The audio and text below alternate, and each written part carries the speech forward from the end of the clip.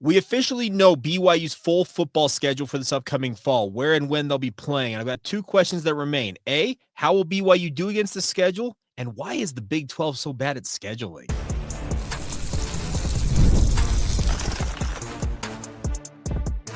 You are Locked On Cougars, your daily podcast on the BYU Cougars, part of the Locked On Podcast Network, your team every day.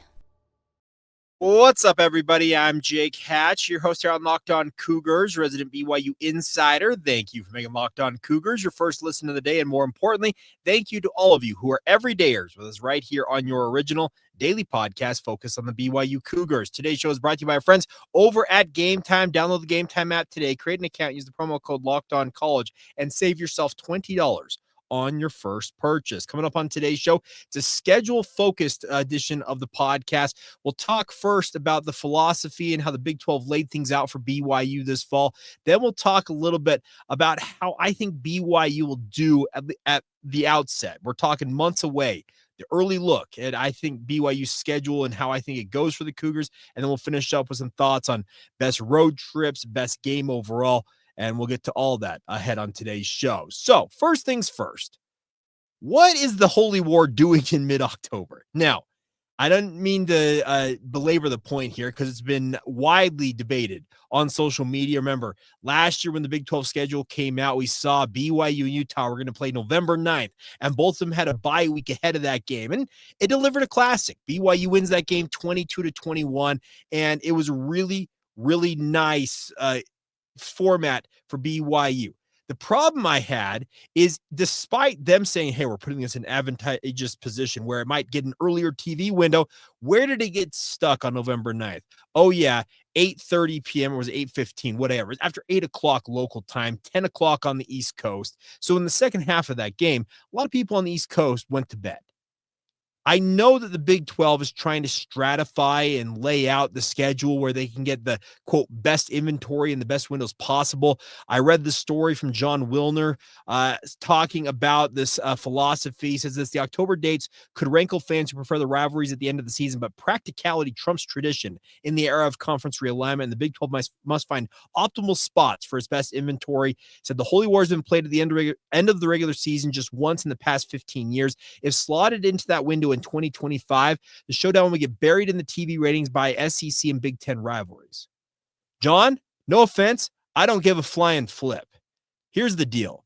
BYU and Utah, if they're going to get stuck on a late night, put it the final weekend of the season and let them play at 8:30 at night. Yeah, it might be 10 degrees outside. Now, it's a little bit of a hyperbole there. It might be 30 degrees. But if you're going to be stuck on the late night window regardless, give us the traditional format of the Holy War being played on the final weekend of the season. That's the long and short of what I want to say on today's show. Overall, I thought BYU's schedule, it's got some pitfalls. You have that game against Utah on October 18th, and the following week, you have to make a trip to Iowa State. The Big 12 did BYU no favors in the middle part of this slate, and I'm concerned that it could cost BYU much like they did this past year. They had the Big 12 title game in their sights, and obviously they couldn't get the job done against Kansas and obviously against Arizona State. My concern this year, looking at some of the scheduling here that the Big 12 handed BYU, is that it could be taken out of BYU's hands just simply due to the schedule doing them no favors. Like I said, you face off against Utah, and we saw the impact of that game against Utah the following week against Kansas. BYU was bumped and bruised, and they were struggling to get through that game against the Kansas Jayhawks. Oh, and after this one, Kansas was a sub 500 team. They were playing good ball at the time. I understand all that. But in this circumstance, October 18th, you play Utah. You're coming off the most physical, most mentally, most just overall energy-sucking type game, speaking of the game against the Utah Utes. And then the following week, you got to go and face off against a potential Big 12 title game opponent in the Iowa State Cyclones and make the trip to Ames, Iowa. That is absolutely brutal from the Big 12. And I know John Wilner said that they ran 100 different scenarios of the schedule out before settling on this one. Should have run 101 or 102 more times to lay things out a little bit better. Now, I'm speaking from a BYU perspective, speaking through that prism, bias, whatever it will be. But the Big 12, and I know that Wilner also wrote that it could be that this rivalry game, it's a lighter week in week 8 that could get BYU in a prime window.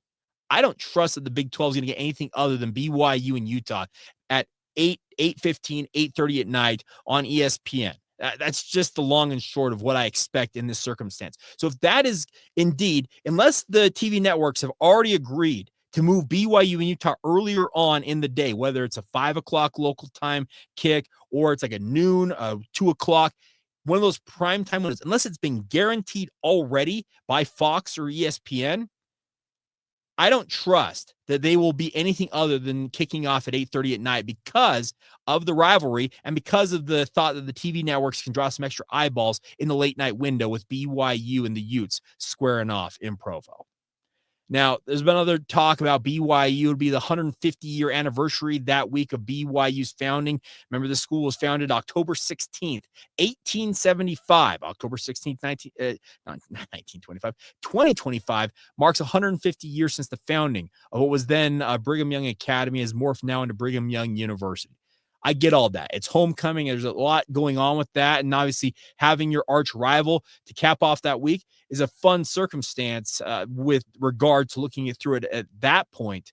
I just don't get why the Big 12 would do this and cost themselves. It feels like in some ways that I know it's that Scott Draper, I think is his name, who is over football for the Big 12 and helps obviously put the schedule together. It's not Brett Yormark's baby by and large, but it feels like in many respects that Big 12 may have outthought the room in moving these rivalries around. The only traditional rivalry on rivalry weekend that is going to be on the schedule is the Territorial Cup between Arizona and Arizona State.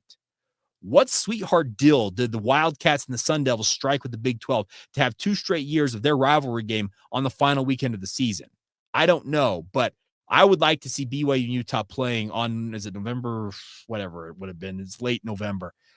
If it's going to be a late night window, which I fully expect it to be, I'm speaking frankly, I don't know this for certain, but history suggests that game, if at all possible, the TV networks will put it on the late night window, and it will hopefully, in their minds, draw some extra eyeballs. And the fans here locally, speaking of BYU and Utah fans, have to deal with the circumstance being it's a late night. You got to just deal with that, and you have to get out and go home at 12:30, 1 a.m. And it's a slog. So I just look at this and wonder, did the Big 12 overthink things and try to, quote, outthink the room when it comes to maneuvering itself in a position for better TV windows with regards to BYU? Maybe so. And that's across the conference as well. A number of these rivalries were moved around. We don't have the butt rivalry. That's Baylor and Texas Tech. I think somebody said for the first time since the Eisenhower administration. That's the 1950s, folks. So they've been messing with some stuff. And I know that it can never be a perfect schedule with a 16-team league across the multiple time zones that it exists in.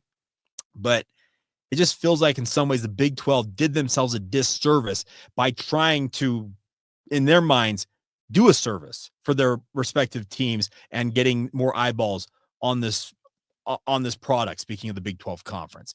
My belief is that the Big 12, if they have this compelling pitch, to use that expression, for fans to tune in, well, you're going to have winning programs, and the fans will find them wherever you're playing, because if you have storylines out there that supersede, in their minds, SEC and Big 10 storylines, they will come watch your product. You don't need to manufacture or gerrymander something into the schedule to force that upon people. If you have as compelling a product as you anticipate or hope to have, the fans will show up. If you play it, they will come to Altered Line from Field of Dreams. But it just feels like in some ways BYU got hard done by this schedule. And we'll talk more about the overall schedule, what I think the hard done nature of it does for BYU and their chances of making a run at a Big 12 title. We'll delve into that momentarily right here on Locked On Cougars.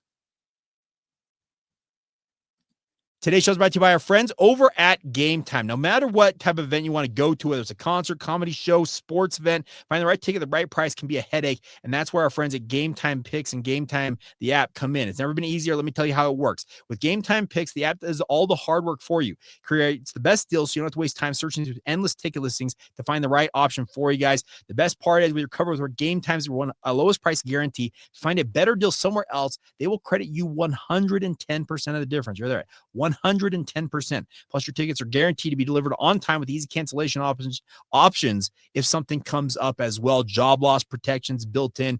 Like I said, they have an all-in pricing feature that tells you what the price will be right up front, so you know exactly what you're paying, fees included. It's ready to make your next event even better. Download the Game Time app today, create an account, and use the promo code LOCKEDONCollege and save $20 off your first purchase.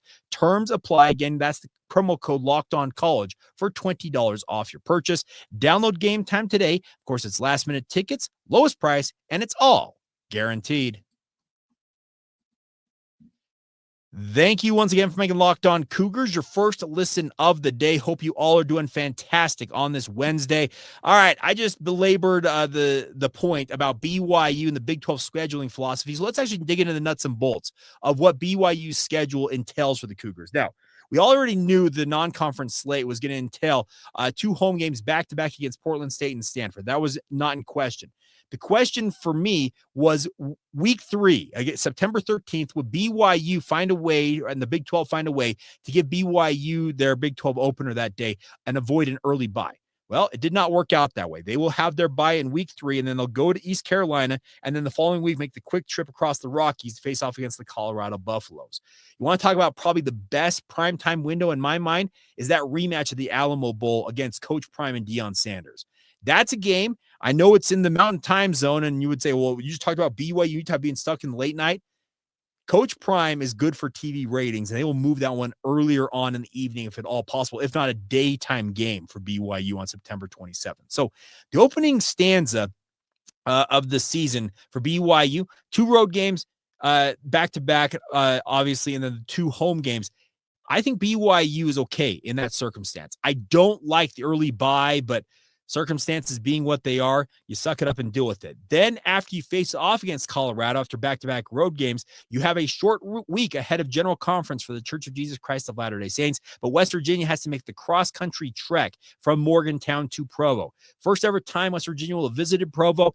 I know it's a short week, as I mentioned, for BYU, but I actually like BYU's chances in that. And then following week, you have an extra day to prepare for a road game at Arizona.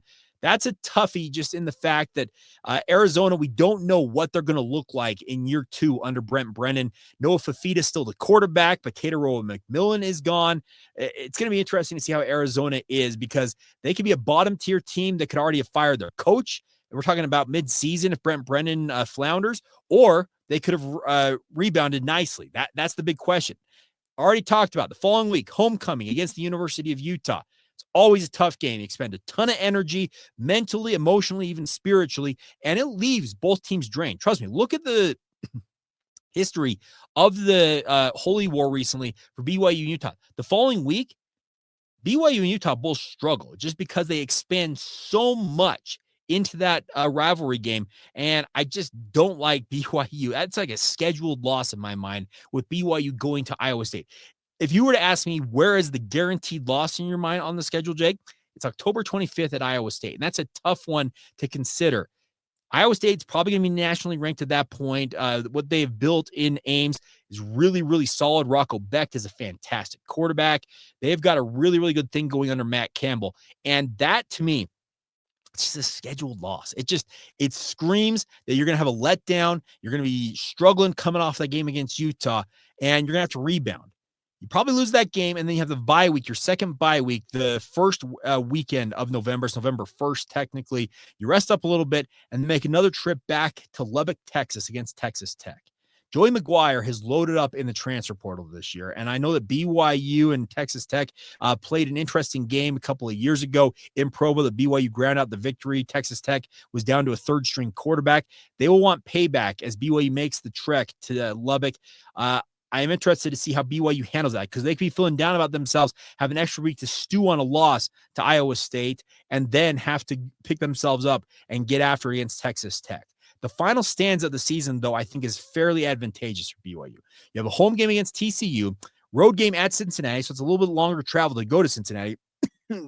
Excuse me. And then you come home for the home finale against UCF. For the second straight year, the Big 12 is sending a warm weather school. The final weekend of this, November 29th, UCF will be coming to Provo, Utah, and the game time temperature of that game could be 20 degrees, depending on when it kicks off, 30. And much like Houston this past year, Houston hadn't played a game, I think, all season long. That was the kickoff temperature hadn't been lower than 50 degrees all season long. It showed up in Provo that final weekend of the season. You could tell those Houston Cougars like, where are we playing? What are we doing here? That's going to be the circumstance for UCF. Now, Scott Frost will be in the tail end of his first season back with the I'll call them the Golden Knights. I will get UCF fans jumping down my throat. The UCF Knights, excuse me. But that is an interesting thing. So I think the final three games on paper, those are fairly manageable for BYU. So the overall schedule for BYU, I think, is manageable, and we're talking the beginning and the end. But that middle stretch, as Greg Wrubell pointed out, from let's see, so what do they say? From September 20th until November 8th, so a 70-day stretch, I think that Greg Wrubell said on social media yesterday, there will be a 70-day stretch where BYU plays two home games in that 70-day stretch. And around that, you play five road games. That is the middle part of the schedule that will make or break BYU's candidacy and run at the Big 12 championship game next season. I think this is a very, very talented BYU team that comes back and will be highly, highly motivated to make up for falling short this past season. But the schedule, that middle part, you got to be able to navigate some really tough road games, an awful back-to-back off the Utah and Iowa State deal. And even you think about West Virginia at Arizona, home to Utah at Iowa State, that 4-game stretch, that's going to test BYU's mental fortitude, their will. And I know this team showed a lot this year, but that is a tough stretch for BYU. And if they have aspirations of making it to the college football playoff, winning a Big 12 title, you got to run the gauntlet and you got to prove yourself in that. And if you do that, I'm telling you, the national media should be paying a little more close attention to BYU and saying, hey, maybe they got something cooked up here. Because like I said, the opening stanza, the first two games, Portland State, Stanford, I think BYU should be 2-0. I know that what Stanford's trying to build is coming into focus, but I don't think they're there quite yet. I also think that going to East Carolina, you should be 3-0 in your non-conference slate. And then Colorado, it's early enough in the season that Coach Prime may not have everything working to the level he hopes to have with a revamped lineup, obviously at quarterback and losing Travis Hunter, the Heisman Trophy winner. So BYU could start and finish the month of September 4-0 and be highly thought of in the national media because they'll start the season top 25 at the very worst. It should be top 20, if not top 15 preseason poll-wise.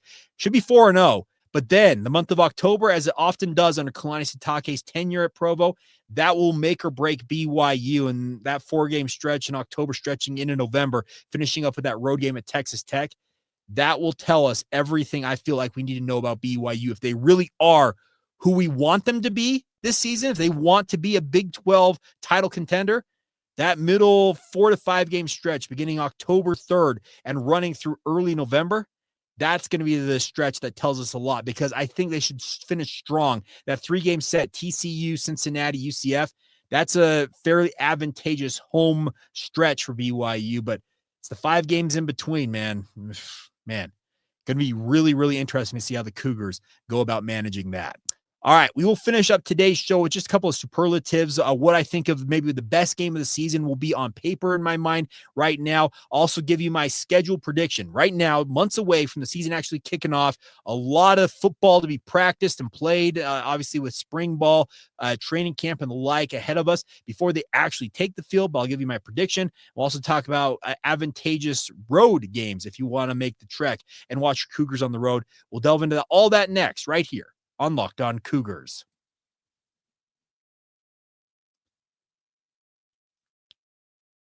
Thank you once again for making Locked On Cougars your first listen of the day. I don't mean to do this for self-aggrandizement, but it is my 38th birthday today. Yeah, I am getting old. But for my birthday gift, I am going to request that if you have been sitting on the fence and wondering if you should join the Locked On Cougars Insider Group, do it today and do it as a birthday gift to me. Now, the thing is, you don't pay a single dime right now. You get a 14-day free trial to be a part of the Insiders Group, get all the inside scoop of what I'm hearing on BYU sports. For example, yesterday I had an update on Ryder Lyons, the 5-star quarterback out of Folsom High School. If you want all that inside intel, join us on the Locked On Cougars Insider Group and do it for my birthday. Make it my birthday gift and join up today. The best part is, like I said, you get a 14-day free trial, just $5 a month after that to be a part of the group. Click the link in the show notes below, and I'd love to have more of you be a part of the group and celebrate my birthday in a proper fashion. All right, finishing up today's show, though, on a serious note, BYU's schedule, I think, has some underrated road trips. There's not one on the docket in my mind this year that's like, you must make that trip for BYU. And it's nothing against Iowa State, Texas Tech, Cincinnati, Arizona, Colorado. It's nothing in East Carolina. It's nothing against those teams, but there's no cathedral, for lack of a better term. I talk about these great venues. I've been privileged to watch BYU play at Camp Randall in Madison, Wisconsin. I've been able to watch BYU in Notre Dame at Notre Dame Stadium. I've been to Tennessee. I've been to DKR Memorial down there in Austin, Texas. There's not one of those on the schedule this year, but if there is a road game that I think you as a Cougar fan should take, I've got two of them in mind, and they're back-to-back weeks. So if you want to make a trek out of this, you can do it. It's at East Carolina and the following week at Colorado. The only reason I mentioned East Carolina as an advantageous road trip is a lot of people talk about how nice the Outer Banks are in North Carolina. Well, East Carolina is within driving distance of those proverbial Outer Banks. So if you want to knock out two birds with one stone, support your Cougars and go watch them play at Dowdy-Ficklin Stadium in Greenville, do that. And also go check out the Outer Banks. Weather still should be very, very nice that time of year to check that out. The following week, making the trek to Folsom Field in Boulder, Colorado. That's going to be a raucous environment. The rematch of BYU and Colorado in the Alamo Bowl. That will be a must-watch game. I don't know what my travel schedule is going to entail this year because many of you know that I've got radio responsibilities in addition to this podcast. I would aspire to travel more, but circumstances being what they are, I don't get out as much as I would have liked to, especially this past season. But if there is one game I'm circling that I want to make the road trip for, I'm going to Colorado. I look forward to that game because I think it's got must-watch television all over it just because of the rematch factor in it.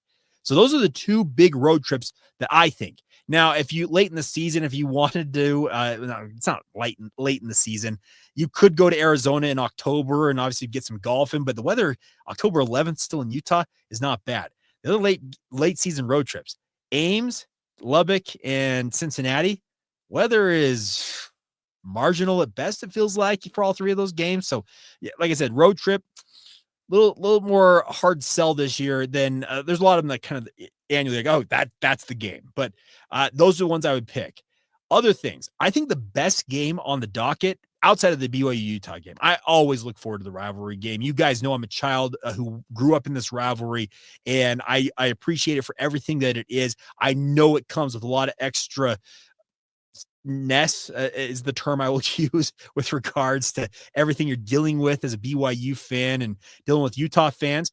Outside of that game, what do I consider to be the best game on the docket? And I went back and forth on this because, like I said, Iowa State to me is the surefire scheduled loss just by the circumstances being what they are. That on paper should be one of the games of the season for BYU, and it very well could end up as a game of the season for the Cougars. But the game I've got circled as one that I think could absolutely deliver in spades is BYU and Texas Tech.